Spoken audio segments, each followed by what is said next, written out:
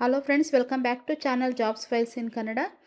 ಇವತ್ತಿನ ವಿಡಿಯೋದಲ್ಲಿ ನಾನು ಕರ್ನಾಟಕ ರಾಜ್ಯ ಪೊಲೀಸ್ ಇಲಾಖೆಯಲ್ಲಿ ಇರುವಂತಹ ಮೀಸಲು ಪೊಲೀಸ್ ಕಾನ್ಸ್ಟೇಬಲ್ ಹುದ್ದೆ ಏನಿದೆ ಇದರ ಬಗ್ಗೆ ಈ ವಿಡಿಯೋದಲ್ಲಿ ಸಂಪೂರ್ಣವಾದ ಮಾಹಿತಿಯನ್ನು ತಿಳಿಸ್ಕೊಡ್ತೀನಿ. ಅದಕ್ಕಿಂತ ಮೊದಲು ಯಾರೆಲ್ಲ ನನ್ನ ಚಾನಲ್ನ ಸಬ್ಸ್ಕ್ರೈಬ್ ಮಾಡ್ಕೊಳ್ಳಿಲ್ವೋ ಸಬ್ಸ್ಕ್ರೈಬ್ ಮಾಡ್ಕೊಳ್ಳಿ ಮತ್ತು ಪಕ್ಕದಲ್ಲಿರುವಂತಹ ಬೆಲ್ ಐಕಾನ್ ಏನಿದೆ ಇದರ ಮೇಲೆ ಕ್ಲಿಕ್ ಮಾಡಿ. ಇದರಿಂದ ನಾನು ಅಪ್ಡೇಟ್ ಮಾಡುವಂಥ ಜಾಬ್ನ ನೋಟಿಫಿಕೇಷನ್ ಮೊದಲು ನಿಮಗೆ ತಲುಪುತ್ತೆ ಅಂತ ಹೇಳ್ತಾ, ಕರ್ನಾಟಕ ಸರ್ಕಾರ ರಾಜ್ಯ ಪೊಲೀಸ್ ಇಲಾಖೆ ವಿಷಯ ಕರ್ನಾಟಕ ರಾಜ್ಯ ಪೊಲೀಸ್ ಇಲಾಖೆಯಲ್ಲಿ ಮಿಕ್ಕುಳಿದ ವೃಂದದಲ್ಲಿ ಖಾಲಿ ಇರುವಂತಹ ವಿಶೇಷ ಮೀಸಲು ಪೊಲೀಸ್ ಕಾನ್ಸ್ಟೇಬಲ್ KSRP ಪುರುಷ ಮತ್ತು ಮಹಿಳಾ 1455 ಹುದ್ದೆಗಳ ನೇರ ನೇಮಕಾತಿ ಕುರಿತು. ಕರ್ನಾಟಕ ರಾಜ್ಯ ಪೊಲೀಸ್ ಇಲಾಖೆಯ ಮಿಕ್ಕುಳಿದ ವೃಂದದಲ್ಲಿ ಖಾಲಿ ಇರುವ ವಿಶೇಷ ಮೀಸಲು ಪೊಲೀಸ್ ಕಾನ್ಸ್ಟೇಬಲ್ KSRP ಹುದ್ದೆಗಳಿಗೆ ನೇಮಕಾತಿ ಮಾಡುವ ಸಂಬಂಧ ಈ ಅಧಿಸೂಚನೆ ಹೊರಡಿಸಿದೆ. ಈ ಹುದ್ದೆಗಳ ನೇಮಕಾತಿ ಲಿಖಿತ ಪರೀಕ್ಷೆಯನ್ನು ಕರ್ನಾಟಕ ಪರೀಕ್ಷಾ ಪ್ರಾಧಿಕಾರದವರು ಕೈಗೊಳ್ಳಲಾಗುವುದು. ಕಾರಣ, ಕರ್ನಾಟಕ ಪರೀಕ್ಷಾ ಪ್ರಾಧಿಕಾರದಿಂದ ಆನ್ಲೈನ್ ಮೂಲಕ ಅರ್ಜಿಗಳನ್ನು ಆಹ್ವಾನಿಸಿದೆ. ಪೊಲೀಸ್ ಇಲಾಖೆಯಲ್ಲಿ ವಿಶೇಷ ಮೀಸಲು ಪೊಲೀಸ್ ಕಾನ್ಸ್ಟೇಬಲ್ KSRP ಮಿಕ್ಕುಳಿದ ವೃಂದದಲ್ಲಿ ಖಾಲಿ ಇರುವ ಹುದ್ದೆಗಳ ವಿವರ. ವಿಶೇಷ ಮೀಸಲು ಪೊಲೀಸ್ ಕಾನ್ಸ್ಟೇಬಲ್ ವೇತನ ಶ್ರೇಣಿ ನೋಡೋದಾದರೆ 37,500ರಿಂದ ಪ್ರಾರಂಭವಾಗುತ್ತೆ. ಹುದ್ದೆಗಳ ಸಂಖ್ಯೆ: ಪುರುಷರಿಗೆ 1,382 ಹುದ್ದೆ ಖಾಲಿ ಇದೆ, ಮಹಿಳೆಯರಿಗೆ 73 ಹುದ್ದೆ ಖಾಲಿ ಇದೆ. ಒಟ್ಟು ಹುದ್ದೆಗಳ ಸಂಖ್ಯೆ 1,455 ಹುದ್ದೆಗಳು ಖಾಲಿ ಇದೆ. ಇಲ್ಲಿ ಗಮನಿಸಿ ಅಂತ ಕೊಟ್ಟಿದ್ದಾರೆ. ಹುದ್ದೆವಾರು ಮತ್ತು ವರ್ಗವಾರು ವಿವರಗಳನ್ನು ಪ್ರತ್ಯೇಕವಾಗಿ ಪ್ರಕಟಿಸಲಾಗಿದೆ ಅಂತ ಹೇಳಿದ್ದಾರೆ. ಶೈಕ್ಷಣಿಕ ವಿದ್ಯಾರ್ಹತೆ ನೋಡೋದಾದರೆ PUC ಪಾಸ್ ಆಗಿರಬೇಕು. ಇಲ್ಲಿ ಟಿಪ್ಪಣಿ ಕೊಟ್ಟಿದ್ದಾರೆ. ಅರ್ಜಿ ಸಲ್ಲಿಸಲು ನಿಗದಿಪಡಿಸಿರೋಂಥ ಕೊನೆಯ ದಿನಾಂಕದಂದು ನಿಗದಿತ ವಿದ್ಯಾರ್ಹತೆ ಪಡೆಯಲು ಪರೀಕ್ಷೆ ಬರೆದು ಫಲಿತಾಂಶಕ್ಕಾಗಿ ಕಾಯುತ್ತಿರುವ ಅಭ್ಯರ್ಥಿಗಳು ಅರ್ಜಿ ಸಲ್ಲಿಸಲು ಅರ್ಹರಾಗಿರುವುದಿಲ್ಲ. ಮೇಲಿನ ವಿದ್ಯಾರ್ಹತೆಯನ್ನು ಹೊರತುಪಡಿಸಿ ಬೇರೆ ಯಾವ ವಿದ್ಯಾರ್ಹತೆಯನ್ನು ಪರಿಗಣಿಸಲಾಗುವುದಿಲ್ಲ.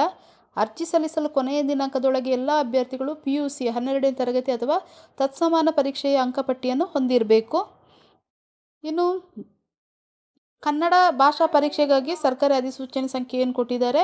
24/3/2025 ಅನ್ವಯ ಅಭ್ಯರ್ಥಿಯು ಕರ್ನಾಟಕ ಪ್ರೌಢಶಿಕ್ಷಣ ಪರೀಕ್ಷಾ ಮಂಡಳಿಯು ನಡೆಸುವ SSLC ಪರೀಕ್ಷೆಯಲ್ಲಿ ಅಥವಾ ರಾಜ್ಯ ಸರ್ಕಾರವು ಅದಕ್ಕೆ ತತ್ಸಮಾನವೆಂದು ಘೋಷಿಸಿದ ಯಾವುದೇ ಪರೀಕ್ಷೆಯಲ್ಲಿ ಅಥವಾ SSLCಗಿಂತ ಉನ್ನತ ಮಟ್ಟದ ಪರೀಕ್ಷೆಗಳಲ್ಲಿ ಕನ್ನಡ ವಿಷಯವನ್ನು ಪ್ರಥಮ ಅಥವಾ ದ್ವಿತೀಯ ಭಾಷೆಯಾಗಿ ಅಭ್ಯಸಿಸಿದರೆ ಅಥವಾ ಕನ್ನಡ ಮಾಧ್ಯಮದಲ್ಲಿ ಅಧ್ಯಯನ ಮಾಡಿ ಅಂತಹ ಪರೀಕ್ಷೆಯನ್ನು ಪಾಸು ಮಾಡಿದರೆ ಅಥವಾ ಆಯೋಗ ಅಥವಾ ಇನ್ನಿತರ ಯಾವುದೇ ಆಯ್ಕೆ ಪ್ರಾಧಿಕಾರವು ಈ ಹಿಂದೆ ನಡೆಸಿದ ಕನ್ನಡ ಭಾಷೆಯ ಪರೀಕ್ಷೆಯಲ್ಲಿ ಕಡ್ಡಾಯ ಕನ್ನಡ ಪರೀಕ್ಷೆ ಉತ್ತೀರ್ಣರಾಗಿದ್ದರೆ ಅಂತಹ ಅಭ್ಯರ್ಥಿಗಳಿಗೆ ಕನ್ನಡ ಭಾಷಾ ಪರೀಕ್ಷೆಯಿಂದ ವಿನಾಯಿತಿ ನೀಡತಕ್ಕದ್ದು ಎಂದು ಆದೇಶಿಸಲಾಗಿರುತ್ತದೆ. ಸೂಚನೆ ಕೊಟ್ಟಿದ್ದಾರೆ. ಮೇಲ್ಕಂಡ ಹುದ್ದೆಗೆ ನಿಗದಿಪಡಿಸಿರುವ ವಿದ್ಯಾರ್ಹತೆ ಹೊರತುಪಡಿಸಿ ಇತರ ವಿದ್ಯಾರ್ಹತೆಯಲ್ಲಿ ಅರ್ಜಿ ಸಲ್ಲಿಸಿ ಮುಂದಿನ ಪ್ರಕ್ರಿಯೆಯಲ್ಲಿ ಅನರ್ಹಗೊಂಡಲ್ಲಿ ಕರ್ನಾಟಕ ಪರೀಕ್ಷಾ ಪ್ರಾಧಿಕಾರವು ಜವಾಬ್ದಾರಿಯಾಗಿರುವುದಿಲ್ಲ. ಇನ್ನು ವಯೋಮಿತಿ ನೋಡೋದಾದರೆ, ಅರ್ಜಿಗಳನ್ನು ಸ್ವೀಕರಿಸಲು ನಿಗದಿಪಡಿಸಿದ ಕೊನೆಯ ದಿನಾಂಕದಂದು ಕನಿಷ್ಠ 18 ವರ್ಷಗಳು ತುಂಬಿರತಕ್ಕದ್ದು ಹಾಗೂ ಈ ಕೆಳಕಂಡ ಗರಿಷ್ಠ ವಯೋಮಿತಿಯನ್ನು ಮೀರಿರಬಾರದು. ಸಾಮಾನ್ಯ ಅರ್ಹತೆಯ ಅಭ್ಯರ್ಥಿಗಳಿಗೆ 33 ವರ್ಷ. ಇನ್ನು ಪರಿಶಿಷ್ಟ ಜಾತಿ, ಪರಿಶಿಷ್ಟ ಪಂಗಡ, ಪ್ರವರ್ಗ 1 ಮತ್ತು ಪ್ರವರ್ಗ 2A, 2B, 3A, 3B ಅಭ್ಯರ್ಥಿಗಳಿಗೆ 35 ವರ್ಷ. ಕರ್ನಾಟಕ ಅರಣ್ಯ ಪ್ರದೇಶದಲ್ಲಿ ವಾಸಿಸುತ್ತಿರುವಂತಹ ಬುಡಕಟ್ಟು ಅಭ್ಯರ್ಥಿಗಳಿಗೆ 38 ವರ್ಷ ಕೊಟ್ಟಿದ್ದಾರೆ. ಅರ್ಜಿ ಸಲ್ಲಿಸುವ ವಿಧಾನ: ಪ್ರಾಧಿಕಾರದ ವೆಬ್ಸೈಟ್ ಲಿಂಕ್ ಏನಿದೆ ಇಲ್ಲಿ ಕೊಟ್ಟಿದ್ದಾರೆ, ಇದನ್ನು ಡಿಸ್ಕ್ರಿಪ್ಷನಲ್ಲಿ ಕೊಟ್ಟಿರ್ತೀನಿ, ಚೆಕ್ ಮಾಡ್ಕೊಳ್ಳಿ. ನೀಡಲಾಗಿರುವ ಲಿಂಕನ್ನು ಆಯ್ಕೆ ಮಾಡಿ ಆನ್ಲೈನ್ ಮುಖಾಂತರ ಅರ್ಜಿಯನ್ನು ಭರ್ತಿ ಮಾಡಬೇಕು. ಒಮ್ಮೆ ಸಲ್ಲಿಸಿದ ಅರ್ಜಿಯಲ್ಲಿನ ಯಾವುದೇ ಮಾಹಿತಿಯನ್ನು ಯಾವುದೇ ಹಂತದಲ್ಲಿ ಬದಲಾವಣೆ ಅಥವಾ ತಿದ್ದುಪಡಿ ಮಾಡಲು ಅವಕಾಶ ಇರುವುದಿಲ್ಲ. ಅಭ್ಯರ್ಥಿಗಳು ಎಚ್ಚರಿಕೆಯಿಂದ ಅಧಿಸೂಚನೆಯನ್ನು ಓದಿ ಅರ್ಥೈಸಿಕೊಂಡು ಅರ್ಜಿ ಸಲ್ಲಿಸಲು ಸೂಚಿಸಲಾಗಿದೆ. ಅಭ್ಯರ್ಥಿಗಳು ಹುದ್ದೆಗಳ ವರ್ಗೀಕರಣದಲ್ಲಿ ಪ್ರಕಟಿಸಿದ ಯಾವುದಾದರೂ ಒಂದು ಪಡೆಗೆ ಅಂದರೆ ಬ್ಯಾಟಲಿಯನ್ಗೆ ಮಾತ್ರ ಅರ್ಜಿ ಸಲ್ಲಿಸತಕ್ಕದ್ದು ಅಂತ. ಆನ್ಲೈನ್ ಮೂಲಕ ಅರ್ಜಿ ಸಲ್ಲಿಸಲು ವೇಳಾಪಟ್ಟಿ: ಆನ್ಲೈನ್ ಮುಖಾಂತರ ಅರ್ಜಿ ಸಲ್ಲಿಸಲು ಪ್ರಾರಂಭದ ದಿನಾಂಕ 13/7/2026. ಆನ್ಲೈನ್ ಮುಖಾಂತರ ಅರ್ಜಿ ಸಲ್ಲಿಸಲು ಕೊನೆಯ ದಿನಾಂಕ 10/8/2026. ಇನ್ನು ಶುಲ್ಕ ಪಾವತಿ ಮಾಡಲು ಕೊನೆಯ ದಿನಾಂಕ 11/8/2026. ಅಭ್ಯರ್ಥಿಗಳು ಆನ್ಲೈನ್ ಮುಖಾಂತರ ಭರ್ತಿ ಮಾಡುವ ಮೊದಲು ಅರ್ಹತೆಗೆ ಸಂಬಂಧಿಸಿದ ಎಲ್ಲಾ ಸೂಚನೆಗಳನ್ನು ಓದಿಕೊಳ್ಳತಕ್ಕದ್ದು ಹಾಗೂ ನೀಡಿರುವ ಸೂಚನೆಗಳ ಅನ್ವಯ ಅರ್ಜಿಯನ್ನು ಭರ್ತಿ ಮಾಡತಕ್ಕದ್ದು.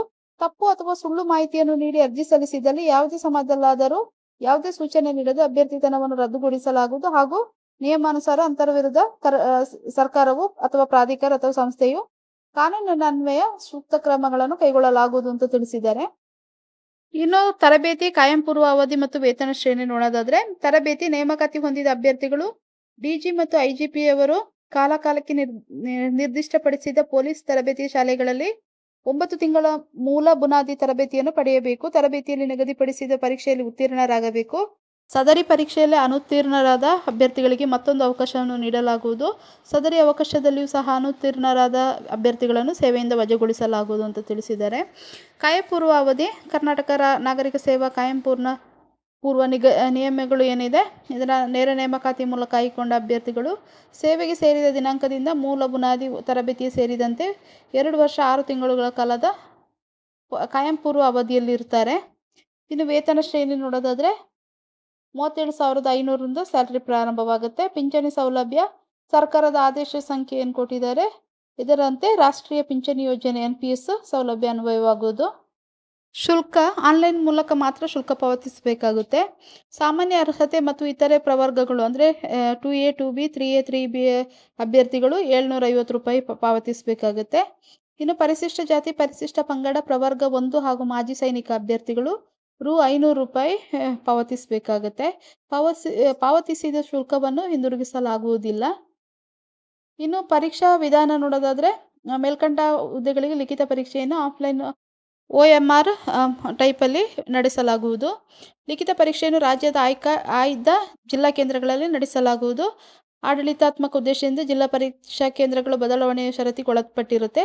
ಅಷ್ಟೇ ಅಲ್ಲ, ಹಾಲ್ ಟಿಕೆಟನ್ನು KA ಅವರ ವೆಬ್ಸೈಟಿಂದ ಡೌನ್ಲೋಡ್ ಮಾಡಿಕೊಂಡು ಎಕ್ಸಾಮ್ಗೆ ಹೋಗುವಾಗ ಯಾವುದಾದ್ರೂ ಒಂದು ಗುರುತಿನ ಚೀಟಿ ಏನಿದೆ ಅದನ್ನು ತಗೊಂಡು ಹೋಗಬೇಕಾಗತ್ತೆ. PAN card, Aadhaar card, passport, voter ID ಯಾವುದಾದ್ರೂ ಒಂದು ಇದನ್ನು ತೊಗೊಂಡು ಹೋಗಬೇಕಾಗುತ್ತೆ, ID ಕಾರ್ಡನ್ನು. ಇಲ್ಲದಿದ್ದರೆ ಪರೀಕ್ಷಾ ಕೇಂದ್ರಕ್ಕೆ ಪ್ರವೇಶಿಸಲು ಅನುಮತಿಸಲಾಗುವುದಿಲ್ಲ ಅಂತ ಹೇಳಿದ್ದಾರೆ. ಅಷ್ಟೇ ಅಲ್ಲ, ಪರೀಕ್ಷಾ ಕೇಂದ್ರವನ್ನು ಯಾವುದೇ ಕಾರಣಕ್ಕೂ ಬದಲಾವಣೆ ಮಾಡಲು ಅವಕಾಶ ನೀಡಲಾಗುವುದಿಲ್ಲ ಅಂತ ತಿಳಿಸಿದ್ದಾರೆ. ಪ್ರಶ್ನೆ ಪತ್ರಿಕೆ ಹಾಗೂ ಪಠ್ಯಕ್ರಮ ನೋಡೋದಾದರೆ ಪತ್ರಿಕೆ ಲಿಖಿತ ಪರೀಕ್ಷೆ ಸಾಮಾನ್ಯ ಅಧ್ಯಯನ ಮತ್ತು ಮಾನಸಿಕ ಸಾಮರ್ಥ್ಯ ಇರುತ್ತೆ. ಒಟ್ಟು 100 ಪ್ರಶ್ನೆಗಳಿರುತ್ತೆ. ಒಟ್ಟು 100 ಅಂಕಗಳಿರುತ್ತೆ. ಇನ್ನು ಅವಧಿ ನೋಡೋದಾದರೆ 1.5 ಗಂಟೆ ಇರುತ್ತೆ, 90 ನಿಮಿಷಗಳು. ಲಿಖಿತ ಪರೀಕ್ಷೆ ವೇಳಾಪಟ್ಟಿ ಕೊಟ್ಟಿದ್ದಾರೆ. ಲಿಖಿತ ಪರೀಕ್ಷೆ 20/9/2026 ಅಂದರೆ ಸೆಪ್ಟೆಂಬರಿಗೆ ನಡೆಯುತ್ತೆ ಎಕ್ಸಾಮು. ಬೆಳಿಗ್ಗೆ 10:30ರಿಂದ 12 ಗಂಟೆ ತನಕ ನಡೆಯುತ್ತೆ. ಇನ್ನು ಕಡ್ಡಾಯ ಕನ್ನಡ ಬಗ್ಗೆ ಇಲ್ಲಿ ತಿಳಿಸಿದ್ದಾರೆ. ಕಡ್ಡಾಯ ಕನ್ನಡ ಪರೀಕ್ಷೆಯಿಂದ ವಿನಾಯಿತಿ ಪಡೆಯದ ಅಭ್ಯರ್ಥಿಗಳಿಗೆ ನಂತರದ ದಿನಾಂಕದಲ್ಲಿ ತಿಳಿಸಲಾಗುವುದು ಅಂತ ತಿಳಿಸಿದ್ದಾರೆ. ಋಣಾತ್ಮಕ ಮೌಲ್ಯಮಾಪನ ಸ್ಪರ್ಧಾತ್ಮಕ ಪರೀಕ್ಷೆಯ ಪ್ರಶ್ನೆ ಪತ್ರಿಕೆಯಲ್ಲಿನ ಪ್ರತಿಯೊಂದು ಪ್ರಶ್ನೆಗೂ 4 ಪರ್ಯಾಯ ಉತ್ತರಗಳಿದ್ದು ಅಭ್ಯರ್ಥಿಯು ಯಾವುದಾದರೂ ಒಂದು ಸರಿ ಉತ್ತರವನ್ನು ಮಾತ್ರ ಆಯ್ಕೆ ಮಾಡತಕ್ಕದ್ದು. ಪ್ರತಿ ತಪ್ಪು ಉತ್ತರಕ್ಕೆ 4ನೇ ಒಂದು ಅಂಶದಷ್ಟು 0.25 ಅಂಕಗಳನ್ನು ಕಳೆಯಲಾಗುವುದು. OMR ಉತ್ತರ ಪತ್ರಿಕೆಯಲ್ಲಿ 5ನೇ ಆಯ್ಕೆ ವೃತ್ತವನ್ನು ನೀಡಿದ್ದು ಉತ್ತರಿಸದೇ ಇರುವ ಪ್ರಶ್ನೆಗೆ 5ನೇ ಆಯ್ಕೆ ವೃತ್ತವನ್ನು ಶೇಡ್ ಮಾಡಲು ಕೊನೆಯ ಬೆಲ್ ಆದ ನಂತರ ಹೆಚ್ಚುವರಿಯಾಗಿ 5 ನಿಮಿಷಗಳನ್ನು ನೀಡಲಾಗುವುದು. ಯಾವುದೇ ಆಯ್ಕೆಯನ್ನು ವೃತ್ತವನ್ನು ಶೇಡ್ ಮಾಡಿಲ್ಲದಿದ್ದರೆ ಪ್ರತಿ ಪ್ರಶ್ನೆಗೆ 0.2 ಅಂಕಗಳನ್ನು ಕಡ್ಡಾಯಗೊಳಿಸಲಾಗುತ್ತದೆ. ನಿಮ್ಗೆ ಆನ್ಸರ್ ಗೊತ್ತಿದ್ರು ಗೊತ್ತಿಲ್ಲದಿದ್ರೂ ಫಿಲ್ ಮಾಡಲೇಬೇಕಾಗತ್ತೆ, ಇಲ್ಲಾಂದರೆ ನಿಮಗೆ ನೆಗೆಟಿವ್ ಮಾರ್ಕ್ಸ್ ಇರುತ್ತೆ, ಕಟ್ ಆಗುತ್ತೆ ಮಾರ್ಕ್ಸ್. ಇನ್ನು ಇಲ್ಲಿ ಕೆಲವೊಂದು ಸೂಚನೆಗಳನ್ನು ಕೊಟ್ಟಿದ್ದಾರೆ. ದೇಹದಾಢ್ಯತೆ ಮತ್ತು ಸಹಿಷ್ಣುತೆ ಪರೀಕ್ಷೆಗಳ ವಿವರ ಇರಬಹುದು, ಅಥವಾ ವಿಶಿಷ್ಟ ಸೂಚನೆಗಳನ್ನು ಕೊಟ್ಟಿದ್ದಾರೆ. ಟಿಪ್ಪಣಿ ಇದೆ. ವೈದ್ಯಕೀಯ ಪರೀಕ್ಷೆ ಬಗ್ಗೆ ಕೊಟ್ಟಿದ್ದಾರೆ. ಇನ್ನು ಮೀಸಲಾತಿ ಬಗ್ಗೆನೂ ಕೊಟ್ಟಿದ್ದಾರೆ.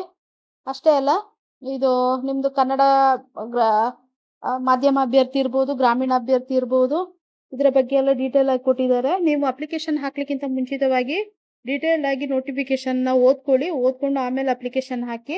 ಯಾವುದೇ ಮಿಸ್ಟೇಕ್ ಮಾಡಿದರೆ ಪುನಃ ಕರೆಕ್ಷನ್ ಮಾಡಲಿಕ್ಕೆ ಸಾಧ್ಯ ಇಲ್ಲ. ಹಾಗಾಗಿ ನೋಡಿಕೊಂಡು ಅಪ್ಲಿಕೇಶನ್ ಹಾಕಿ. ಇವತ್ತಿನ ವಿಡಿಯೋದಲ್ಲಿ ನಾನು ಕರ್ನಾಟಕ ಪೊಲೀಸ್ ಇಲಾಖೆಯಲ್ಲಿರುವಂತಹ KSRP ಹುದ್ದೆ ಏನಿದೆ ಇದರ ಬಗ್ಗೆ ಈ ವಿಡಿಯೋದಲ್ಲಿ ಸಂಪೂರ್ಣವಾದ ಮಾಹಿತಿಯನ್ನು ತಿಳಿಸ್ಕೊಟ್ಟಿದ್ದೀನಿ.